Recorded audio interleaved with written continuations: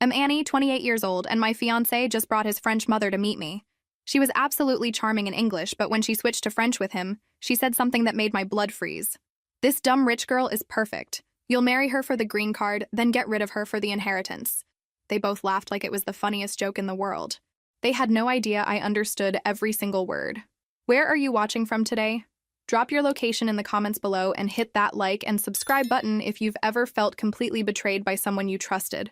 You'll definitely want to stick around for what happened next. Let me back up and tell you how I got to this moment sitting at Le Bernardin, the most expensive restaurant in the city, listening to my future mother-in-law plot my financial ruin in a language she thought I couldn't understand. 6 months ago, I was on top of the world. I'd just gotten engaged to Jean-Baptiste, this incredibly charming French guy I met at work. He was everything I thought I wanted, sophisticated, cultured, and head over heels in love with me. Or so I believed. The proposal was straight out of a fairy tale. He took me to Central Park during the first snow of winter, got down on one knee right by the Bethesda fountain, and asked me to be his wife in that sexy French accent that made my knees weak. I said yes without hesitation. Why wouldn't I? We'd been dating for 18 months, he'd integrated seamlessly into my life, and my friends adored him. Plus, I'd been dreaming of a wedding where I could surprise him by saying my vows in French. So romantic, right? I'd been secretly taking lessons twice a week with this amazing tutor named Marie. The irony wasn't lost on me now, sitting across from Isabelle Dubois, his mother, who'd flown in from Lyon specifically to meet the American girl her son was planning to marry. She'd been nothing but gracious all evening, complimenting my dress, asking about my work in marketing, and expressing how excited she was about the wedding. But when the wine arrived, and she thought the ambient noise would cover their conversation, everything changed. Elle est parfaite pour notre plan, she'd whispered to Jean-Baptiste. She's perfect for our plan. My fork stopped halfway to my mouth as I forced myself to keep chewing, to keep smiling, to keep playing the role of the clueless American girlfriend. Oui, maman. Elle ne soupçonne rien. Yes, Mom. She suspects nothing. That's when she delivered the line that shattered my world. The one about the green card and the inheritance. Turns out, dear Jean-Baptiste had done his homework. He knew about the trust fund I'd inherited from my grandmother, the one that had made me financially comfortable at 28. He knew about my family's real estate investments, the portfolio I'd built through careful planning and smart decisions. What he didn't know was that I'd been preparing to surprise him with fluent French on our wedding day. 5 months of intensive lessons had given me more than basic conversational skills. I understood every calculated word they exchanged about their timeline, their strategy, their complete and utter contempt for the stupid American, who was about to hand them everything on a silver platter. The waiter approached to refill our wine glasses, and Isabelle seamlessly switched back to English, her voice warm and maternal. Annie, darling, I simply must tell you how perfectly you compliment Jean-Baptiste. You're exactly what he needs. If only she knew how right she was about to be. But what I did next changed everything. Growing up in Greenwich, Connecticut, I learned early that money doesn't buy you love, but it sure attracts a lot of interesting people. My parents died in a car accident when I was 22, leaving me with a substantial inheritance and a hard-learned lesson about who to trust. Apparently, I hadn't learned it well enough. Jean-Baptiste had appeared in my life at the perfect moment. I'd just ended a relationship with a guy who turned out to be more interested in my investment portfolio than my personality. I was gun-shy, cautious, and determined to find someone who wanted me for me, not my bank account. Enter JB, as he liked to be called, with his effortless charm and apparent disinterest in my financial situation. He worked in international consulting, made good money, and always insisted on splitting checks. He drove a modest sedan, lived in a decent but not luxurious apartment, and never once asked about my family's wealth. I was completely smitten. Here was this sophisticated European man who seemed genuinely interested in my thoughts, my dreams, my terrible jokes about spreadsheets. He'd moved to New York 3 years earlier for work, and his visa situation seemed stable. Never once did he mention needing help with immigration status. Our first date was at a small French cafe in Soho. Nothing fancy, nothing expensive. He ordered in French, translated the menu for me with patient humor, and told me stories about growing up in Lyon. His mother was a retired schoolteacher. His father had passed away when he was young, and he spoke about family with such genuine warmth that it made my heart ache for what I'd lost. Family is everything, he'd said that night, reaching across the table to squeeze my hand.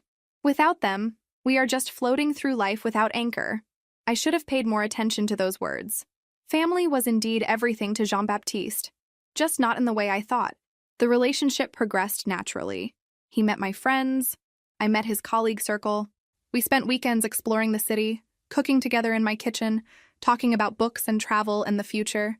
He was patient with my trust issues, understanding about my occasional emotional walls, and incredibly supportive when I struggled with missing my parents. 3 months in, he mentioned that his mother was eager to meet me, but understood that international travel was expensive and complicated. Such a thoughtful son, making sure I didn't feel pressured to fly to France before I was ready. How considerate of him to be so understanding about money. By month 6, we were talking about moving in together. By month 12, marriage felt inevitable. When he proposed, I was ready to say yes before he finished asking the question. This was my person, my forever, my happily ever after. That's when I decided to surprise him with French lessons. I wanted to honor his heritage, show him how much his culture meant to me, prove that I was worthy of joining his family. The classes were challenging but exhilarating. Marie, my tutor, was impressed with my progress and enthusiasm. "You have natural ear for language," she'd tell me. "Your accent is quite good for American. Jean-Baptiste will be so surprised and pleased." I practiced conjugations while commuting to work, listened to French podcasts during lunch breaks, and watched French films with subtitles every weekend he was busy with work. I was so proud of my secret project, so excited for the moment when I'd reveal this romantic gesture. Planning the wedding had been a joy. We'd chosen a venue, selected a date 8 months out, and started the guest list. JB was so helpful with everything, particularly interested in the financial details. Which vendors required deposits, what the cancellation policies looked like, how the payments would be structured. "I want to contribute equally," he'd insisted. "This is our day, not just yours." Such a gentleman, so concerned with fairness and partnership. I was touched by his determination to pay half, even when I assured him my trust fund could easily cover the expenses. He'd seemed almost uncomfortable discussing my family's wealth, changing the subject whenever I brought up my inheritance or investment returns. Red flag number 1, though I didn't see it then. A man who's genuinely in love doesn't get uncomfortable when his fiancée mentions financial security. But I was too busy being grateful for his apparent lack of gold digger tendencies to question why he seemed so awkward about money conversations. Red flag number 2 came when he started asking detailed questions about my estate planning. Did I have a will? What happened to inherited assets after marriage? How did joint property work in New York? All perfectly reasonable questions for an engaged couple, right? I was so naive, so trusting, so completely unprepared for what was coming. That was my first mistake. The engagement period flew by in a whirlwind of cake tastings, dress fittings, and vendor meetings. Jean-Baptiste was the perfect fiancé, involved in every decision and endlessly supportive of my vision for our special day. He particularly loved hearing about the financial aspects, nodding thoughtfully when I explained how my grandmother's trust fund was structured and what it meant for our future security. "Your grandmère sounds like a remarkable woman," he'd say, stroking my hand. "To leave such legacy for her family. You must miss her very much." I did miss grandmère terribly. She'd been my anchor after my parents died, the one who taught me about financial responsibility and the importance of protecting what previous generations had built. Her trust fund wasn't just money, it was security, independence, and the freedom to make choices based on love rather than necessity. JB seemed to understand this on a deep level. He'd ask thoughtful questions about grandmère's life, her values, her hopes for the family legacy. Sometimes his curiosity felt almost academic, like he was studying for an exam, but I chalked it up to his genuine interest in becoming part of my family history. Meanwhile, my French lessons were progressing beautifully. Marie had moved me from basic conversational phrases to more complex grammar and cultural nuances. We practiced restaurant interactions, family conversations, and formal speech patterns that would impress his relatives at the wedding. "Your pronunciation of Lyon regional dialect is particularly good," Marie had mentioned during one lesson. "This will surprise Jean-Baptiste's family very much. They will be so proud to welcome you." I was counting down the days until I could reveal my surprise. Wedding planning had brought us closer than ever, and I felt like the luckiest woman in the world to have found someone who appreciated both my ambition and my vulnerability. Then his mother announced her visit. "Maman finally has time to travel," JB told me over dinner at our favorite Italian place. "She's so excited to meet you properly, to see where we'll live after marriage, to understand American customs." I was nervous but thrilled. Meeting the mother was a huge step, and I wanted everything to be perfect. We planned an elaborate weekend itinerary: dinner at Le Bernardin, brunch in the West Village, a walking tour of Central Park, shopping on Fifth Avenue. I wanted to show Isabel that her son had chosen well, that I was worthy of joining their family. JB handled all the restaurant reservations, insisting he knew his mother's preferences better than I did.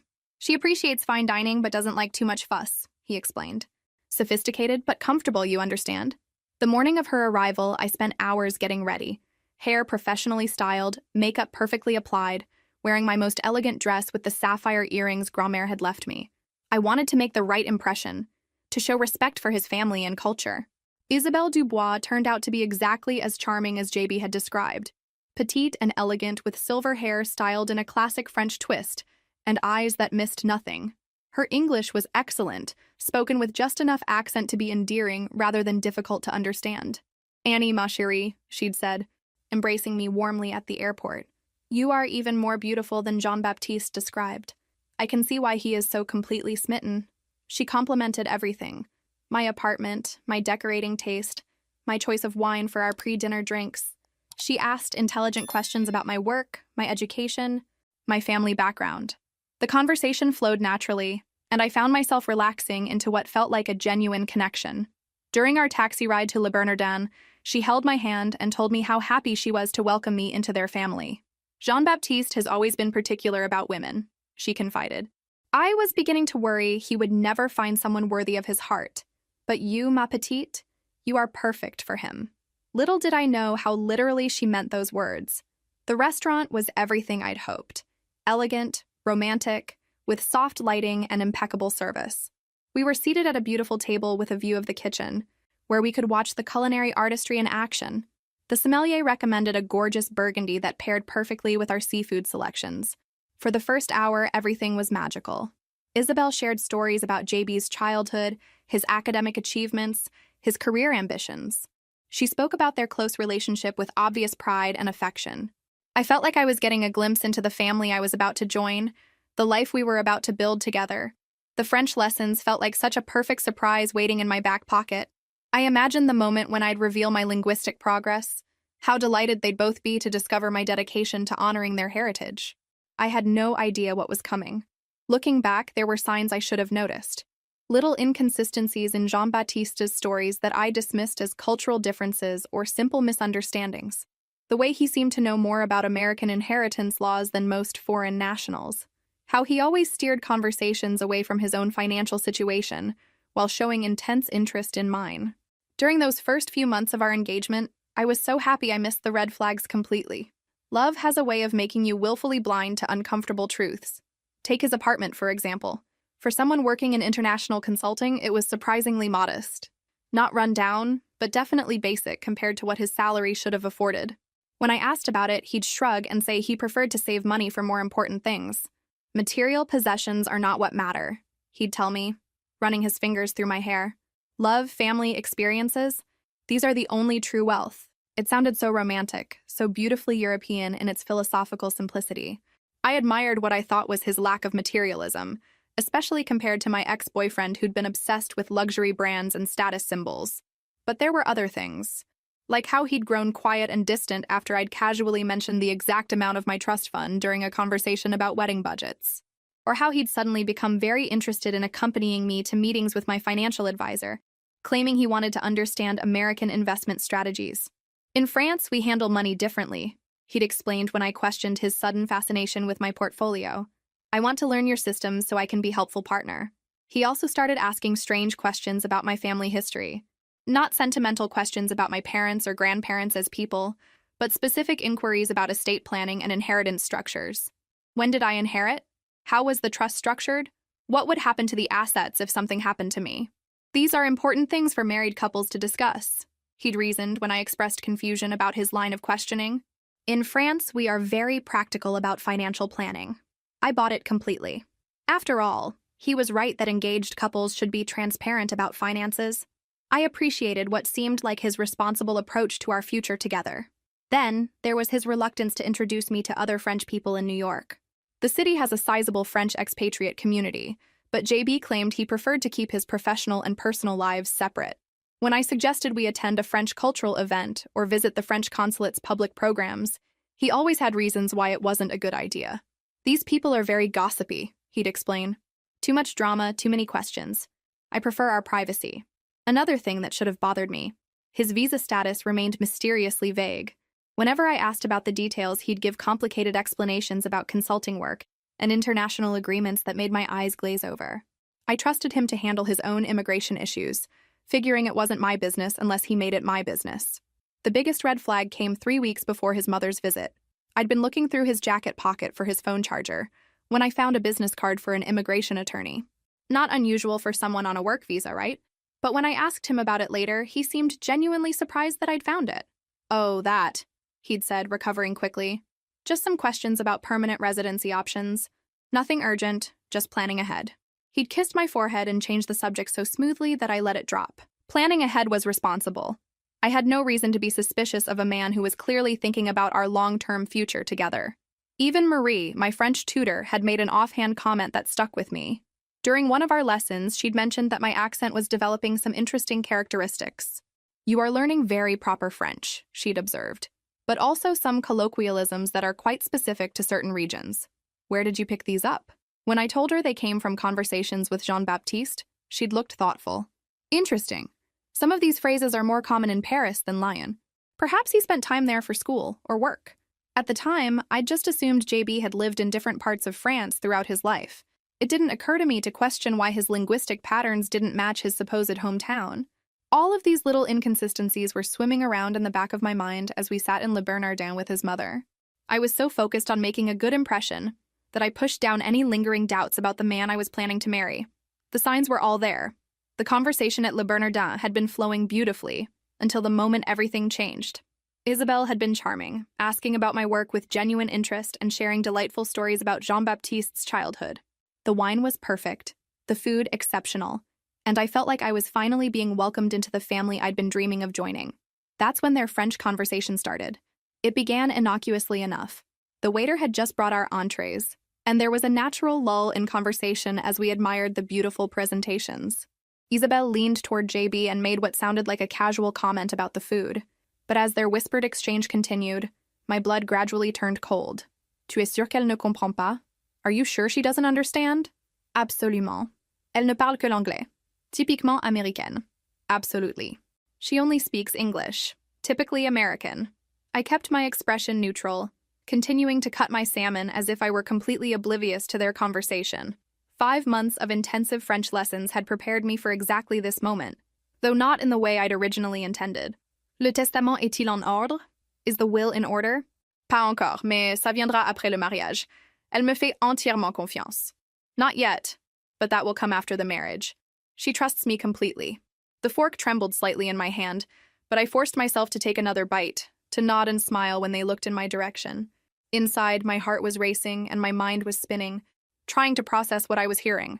"Et l'héritage de la grand-mère? And the grandmother's inheritance? Plus de 2 millions, plus les propriétés. Elle ne se doute de rien. More than 2 millions, plus the properties. She doesn't suspect anything." Isabelle's laugh was soft and musical, the same laugh that had charmed me all evening. "Mon fils intelligent, tu as bien choisi ta cible." My clever son. You chose your target well. I managed to swallow the bite of food that had turned to ash in my mouth. Target. They'd called me a target. "Combien de temps après le mariage?" How long after the marriage?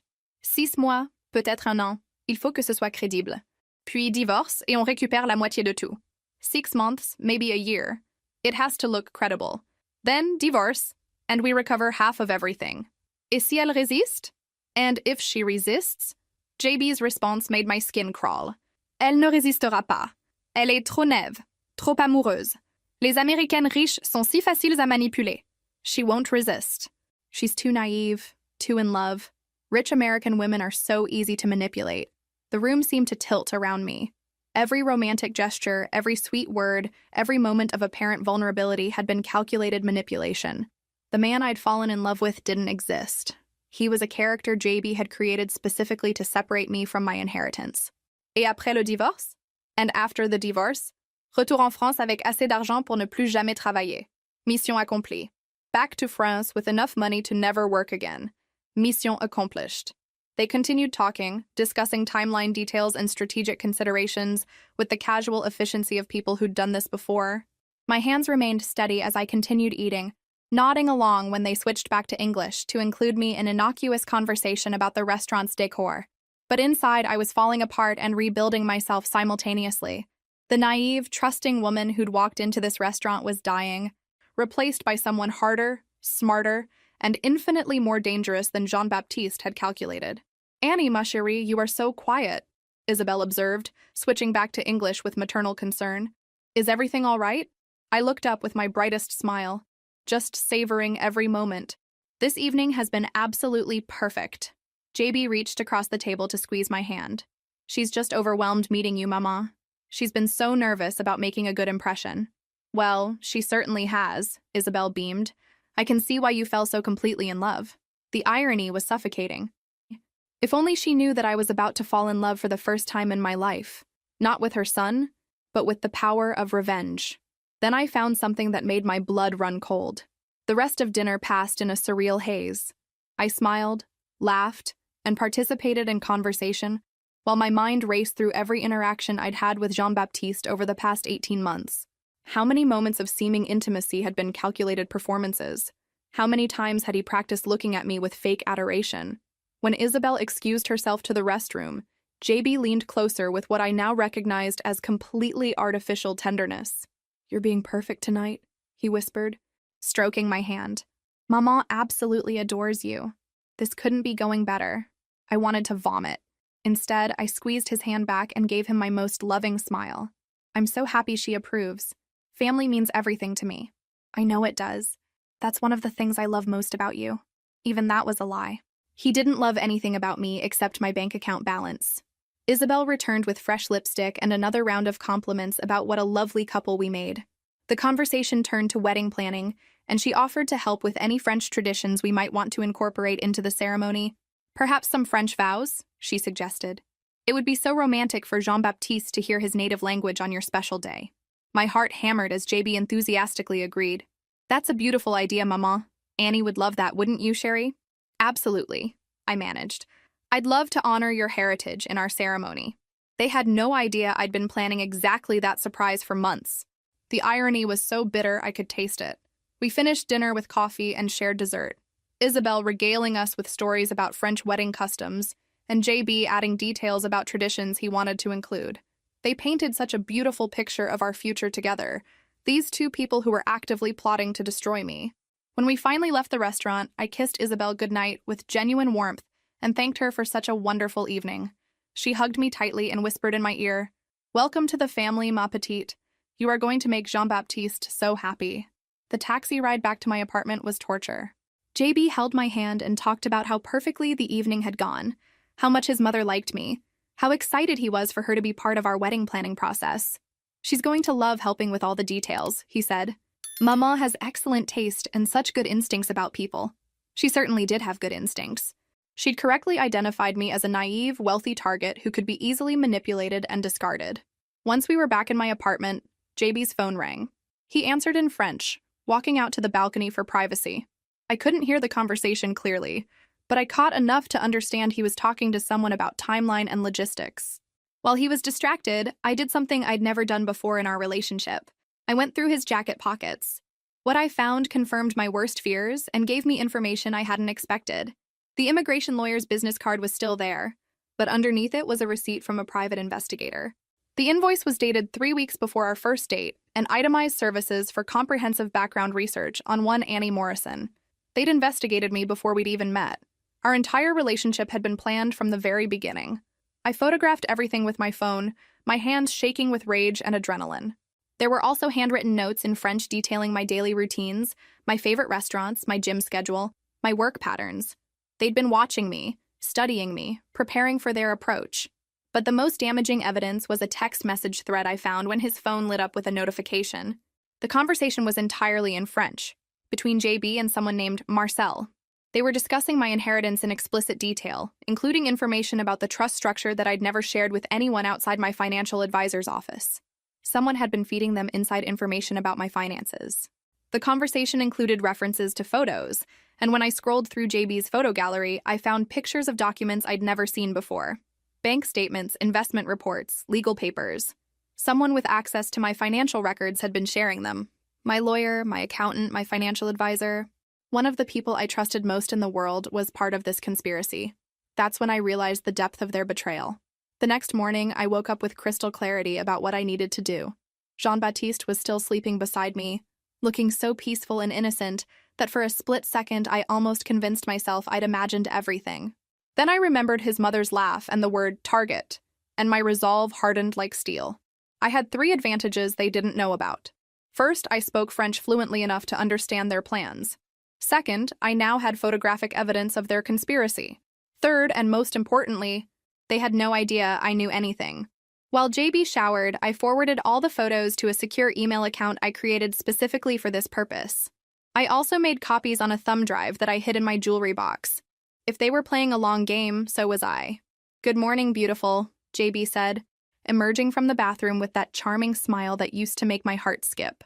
Now it just made my skin crawl. "Good morning, handsome. Sleep well?" "Like a baby. Yesterday was perfect. Maman is absolutely smitten with you." I bet she was. Her son had found the perfect mark. "I've been thinking about the wedding," I said, pouring him coffee. "Maybe we should move the timeline up. Why wait 8 months when we could do something sooner?" His eyes lit up with what I now recognized as greed, not romance. "Really?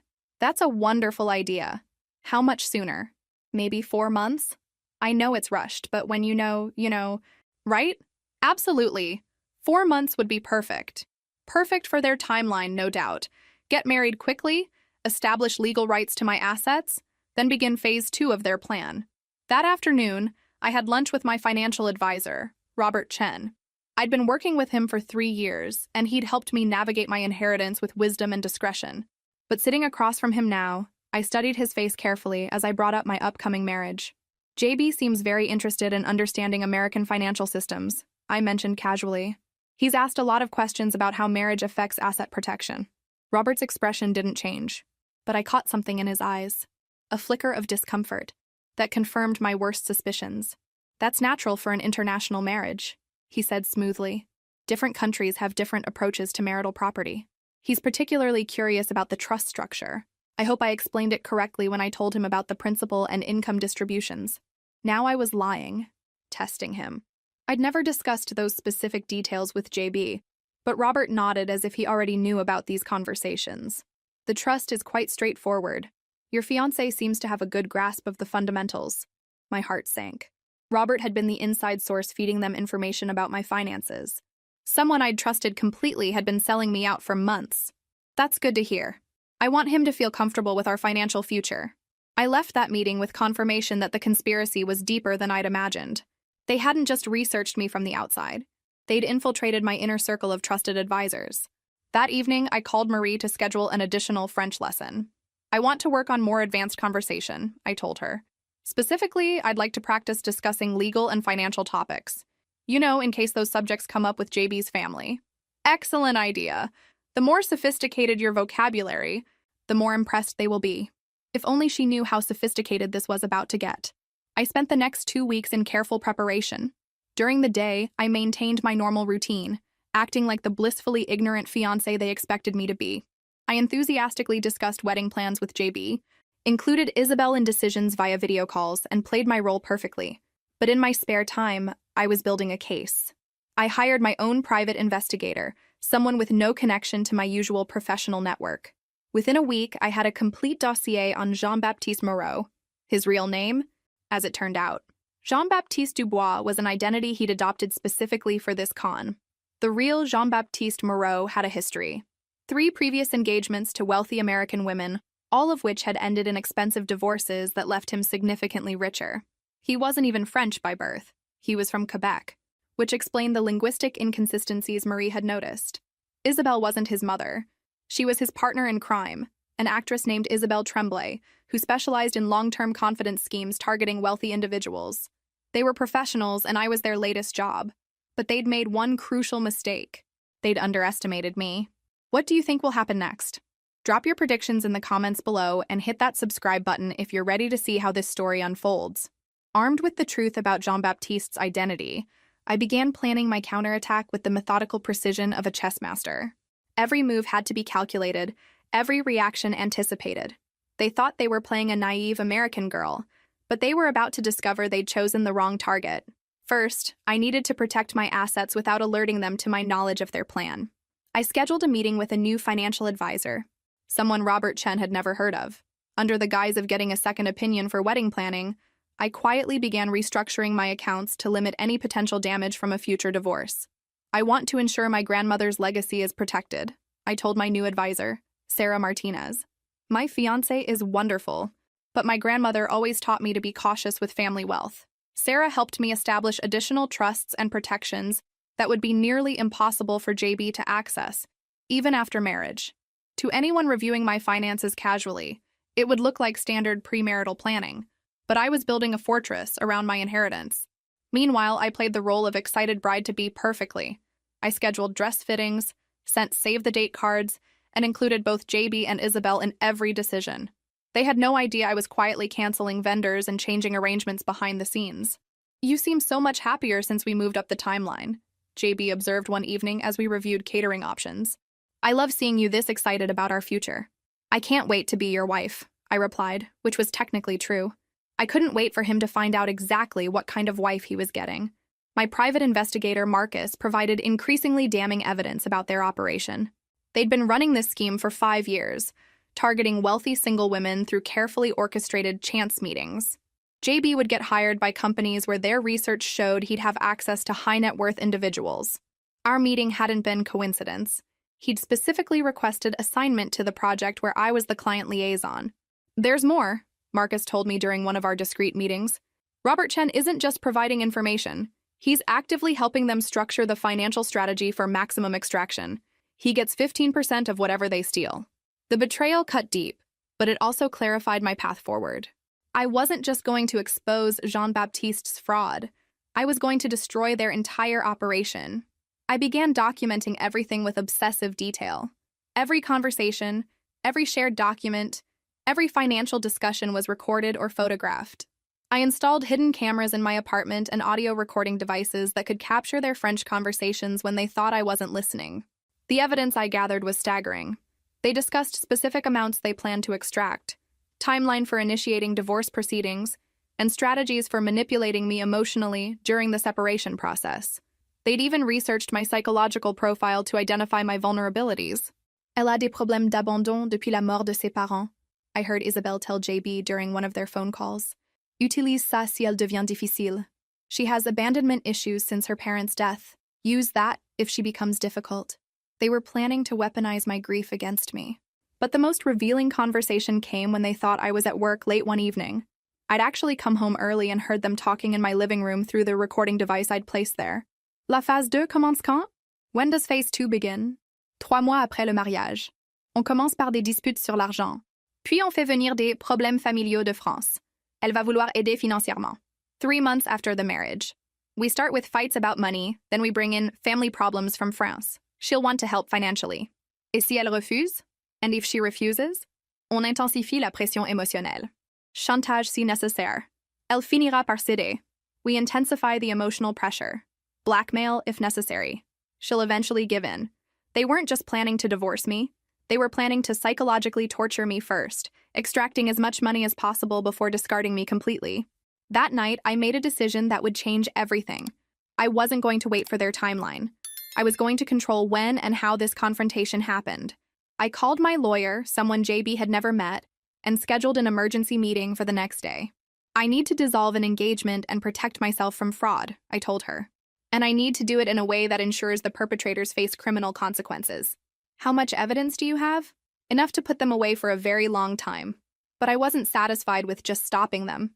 I wanted justice for their previous victims and insurance that they'd never target another woman the way they'd targeted me. The game was about to change completely. My lawyer, Elizabeth Harper, was everything I needed. Sharp, experienced, and completely unconnected to my usual professional circle. When I laid out the evidence I'd gathered, her expression shifted from skeptical to impressed to deeply concerned. "This is far more sophisticated than typical romance fraud," she said, reviewing the photographs and audio recordings. "This is organized crime with multiple victims across several years. We need to involve federal authorities." "Not yet," I said firmly. "I want to catch them in the act first. If we move too early, they'll just disappear and start over somewhere else with new identities." Elizabeth studied me carefully. "What exactly are you proposing?" I want to let the wedding proceed, but on my terms. When they make their move, I'll be ready for them. That's extremely dangerous. These people have demonstrated they're willing to use psychological manipulation and potentially blackmail. What if they escalate to physical threats? They won't. I'm too valuable to them undamaged. Besides, I'll have backup plans they don't know about. We spent the next 2 hours crafting a strategy that would give me maximum protection, while allowing JB and Isabel enough rope to hang themselves. Elizabeth would prepare all the legal documents in advance, ready to be filed the moment I gave the signal. A friend of hers in the FBI would be briefed on the situation, prepared to move quickly when we had sufficient evidence for criminal charges. But the most important element was the prenuptial agreement I was going to insist on. Tell Jean-Baptiste that your lawyer requires it for tax purposes, Elizabeth suggested. Make it seem like a bureaucratic necessity rather than a choice. The prenup will protect your assets and give us legal standing if they attempt fraud. That evening, I brought up the prenup during dinner at our favorite restaurant. JB's reaction was everything I'd expected. A prenuptial agreement? He looked genuinely confused. But Sherry, we trust each other completely. Why would we need such a thing? It's not about trust, I explained, playing my role perfectly. My lawyer says it's required because of the trust structure. Something about tax implications and estate planning. I don't really understand all the details. But she insists.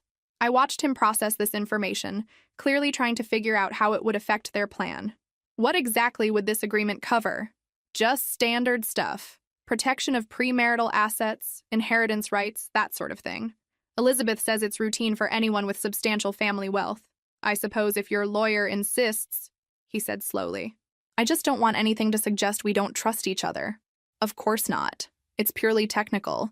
In fact, having everything clearly defined will make things simpler for us. He agreed, but I could see the wheels turning in his head.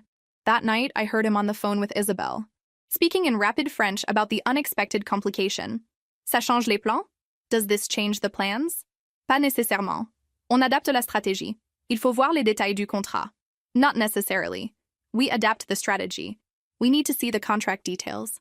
They were already planning how to work around the prenup, which would provide additional evidence of their fraudulent intent. Over the next few weeks, I maintained my enthusiastic bride persona, while secretly orchestrating every detail of their downfall. The prenup negotiations gave Elizabeth opportunities to document their attempts to modify terms in ways that would benefit their scheme. Meanwhile, my French lessons with Marie took on new purpose. I practiced legal terminology and formal speech patterns, preparing for the moment when I would reveal my linguistic abilities in the most devastating way possible. Your pronunciation has become quite sophisticated, Marie observed during one lesson. You sound almost native in some phrases. Jean-Baptiste will be amazed. He certainly would be. I also began subtly testing JB's reactions to various scenarios, gauging how he'd respond when his plan eventually unraveled. During casual conversations, I'd mention hypothetical situations about trust and betrayal, watching his facial expressions and body language. I was reading this article about romance scams, I mentioned one evening while we were watching TV. It's terrifying how convincing these con artists can be. Some women never see it coming. Those poor women must feel so foolish afterward, he replied, his tone perfectly sympathetic. To discover that someone you trusted completely was lying to you about everything. It must be devastating. The irony was so thick I could barely breathe, but I just nodded and snuggled closer to him, playing the trusting fiancé he expected me to be. I'm so lucky I found someone genuine, I said. Someone who loves me for who I am, not what I have. Of course, ma chérie. Love is the only thing that matters. 3 weeks before our wedding date, I received the final piece of evidence I needed.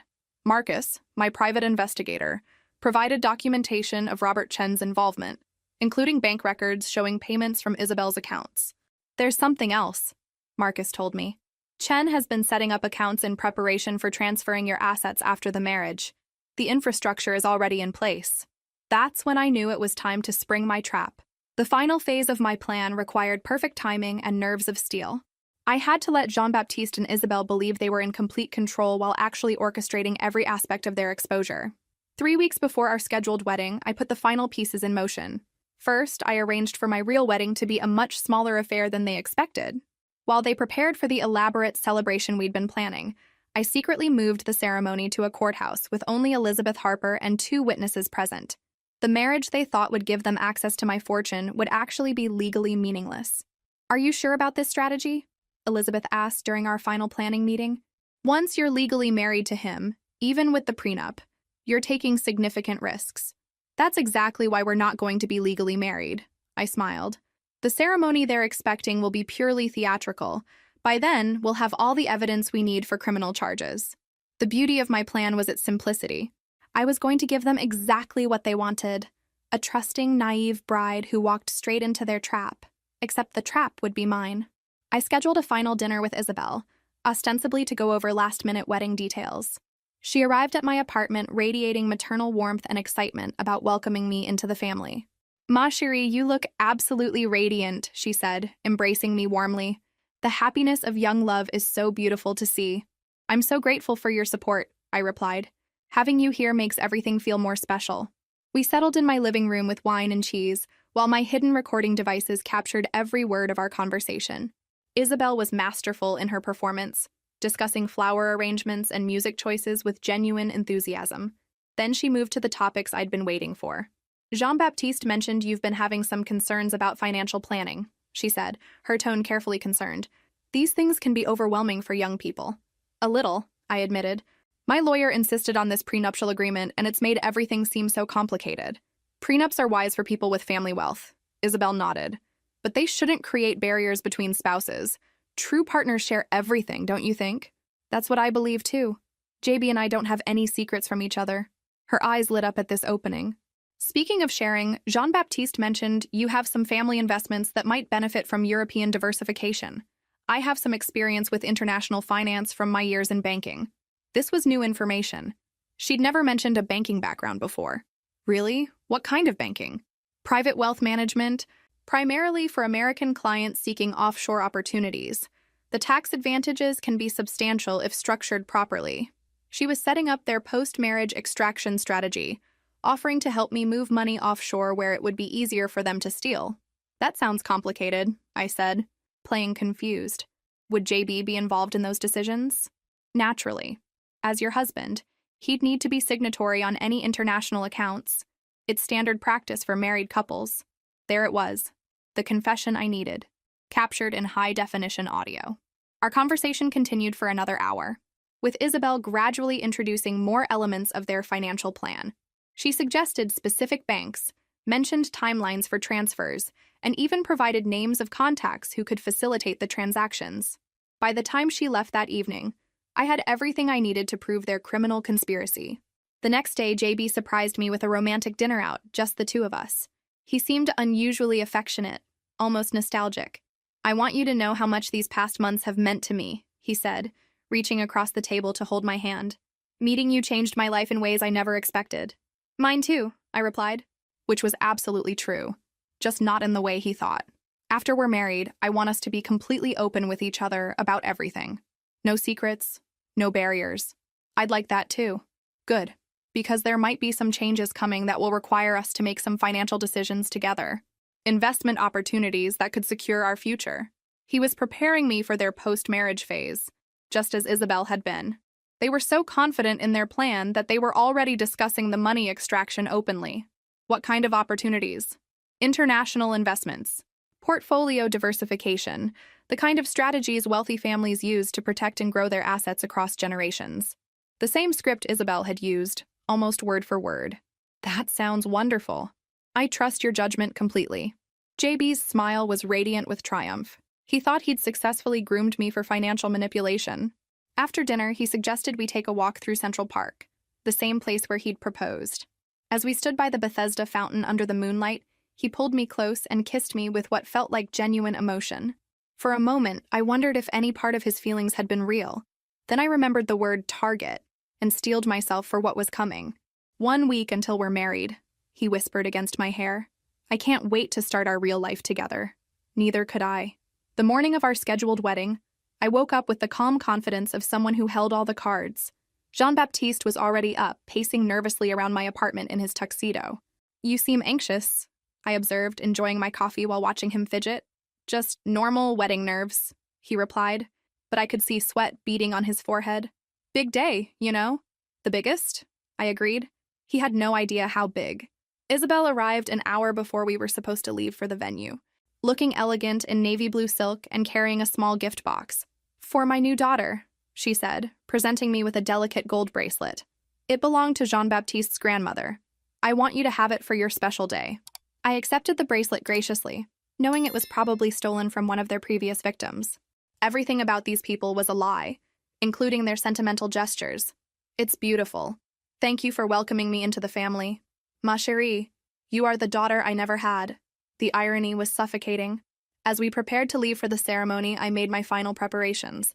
The recording device in my bouquet was activated. The photographers I'd hired were actually FBI agents. The minister performing the ceremony was Elizabeth Harper in disguise. But Jean-Baptiste and Isabelle had no idea they were walking into an elaborate sting operation.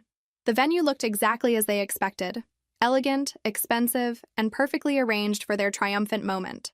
About 30 guests were scattered throughout the space, most of them law enforcement officers posing as friends and family. As I walked down the aisle toward JB, I saw him smile with what looked like genuine happiness. For a split second, I almost felt sorry for him. Then I remembered the voice recordings of him laughing about manipulating stupid American women. The ceremony proceeded beautifully. Elizabeth performed her role as minister flawlessly, and JB delivered his vows with apparent sincerity.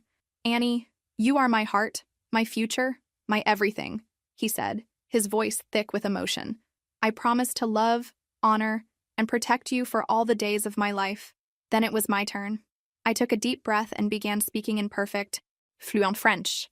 "Jean-Baptiste, ou devrais-je dire Jean-Baptiste Moreau, j'ai quelque chose à te dire. Jean-Baptiste, or should I say Jean-Baptiste Moreau, I have something to tell you." The color drained from his face instantly. Isabelle gasped audibly from the front row. "J'ai découvert votre plan il y a des semaines.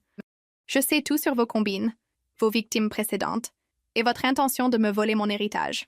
I discovered your plan weeks ago. I know everything about your schemes, your previous victims, and your intention to steal my inheritance." JB tried to speak, but I continued relentlessly.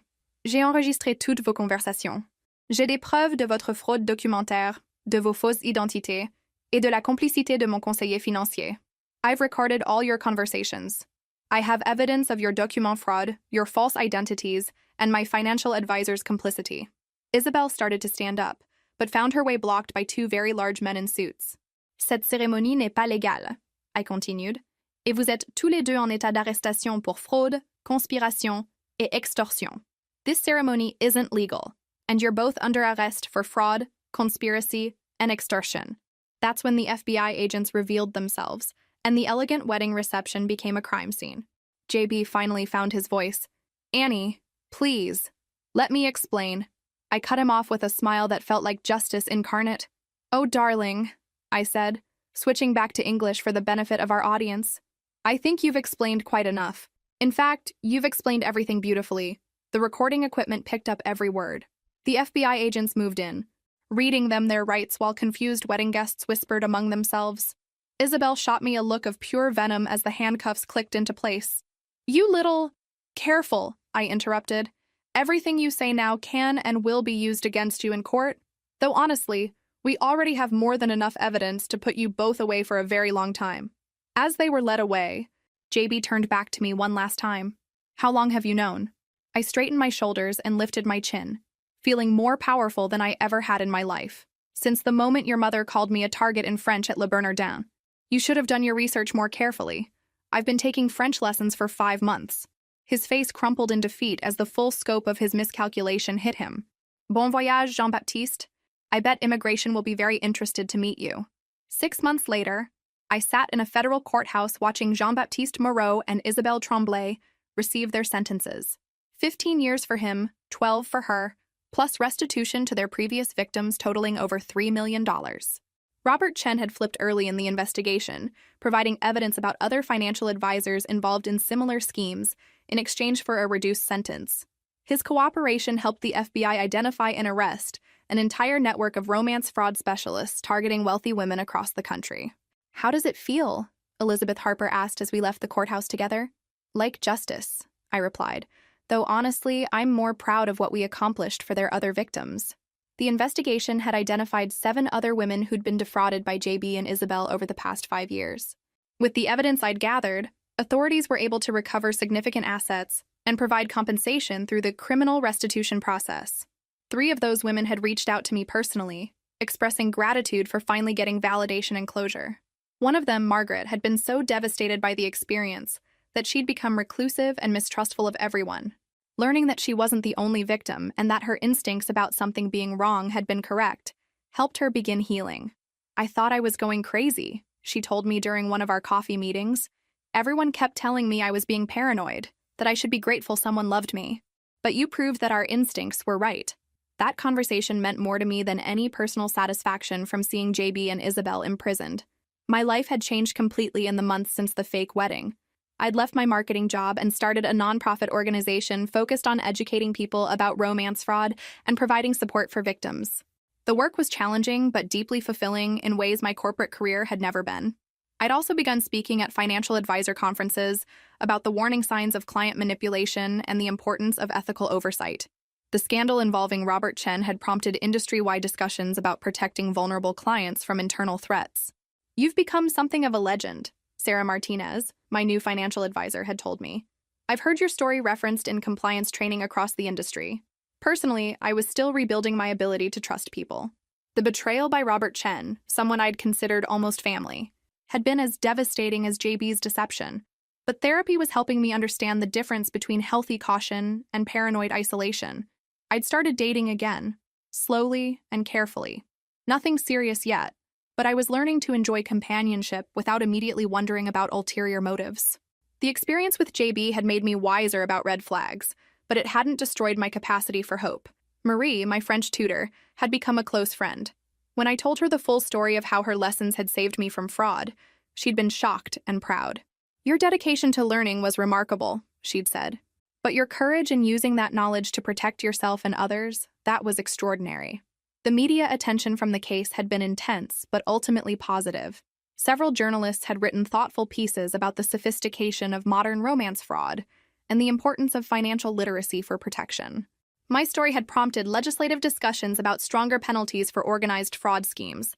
But the most meaningful outcome was personal transformation. The naive, trusting woman who'd walked into Le Bernardin that night was gone, replaced by someone stronger, smarter, and more purposeful. Standing in my apartment now, looking out at the city skyline, I reflected on how completely my life had changed. The view was the same, but everything else was different. I was different. My phone buzzed with a text from Margaret, one of JB's previous victims who'd become a close friend. "Dinner tomorrow to celebrate the sentencing? My treat this time." I smiled and typed back, "Absolutely. And this time, I'll pick the restaurant." Some people might think revenge is a dish best served cold, but I'd learned it's actually best served with justice, healing for all victims, and the satisfaction of knowing you've prevented future harm. The girl who'd fallen for a French accent and romantic gestures was gone. In her place was a woman who understood that real love doesn't require you to be naive, that trust should be earned gradually, and that the most attractive quality in a partner isn't charm, it's integrity. I'd learned to listen not just to what people say, but to what they reveal when they think no one is paying attention. I'd discovered that sometimes the greatest gift you can give yourself is the willingness to walk away from anything that doesn't honor your worth. Most importantly, I'd learned that being deceived doesn't make you weak or foolish. It makes you human. What matters is how you respond when you discover the truth. If this story resonated with you, make sure to like and subscribe for more real-life stories of overcoming betrayal and finding strength. And remember, trust your instincts, protect your assets, and never be afraid to verify what people tell you about themselves. Your intuition is often right, even when everyone else tells you you're being paranoid. Sometimes the most romantic thing you can do is hire a private investigator.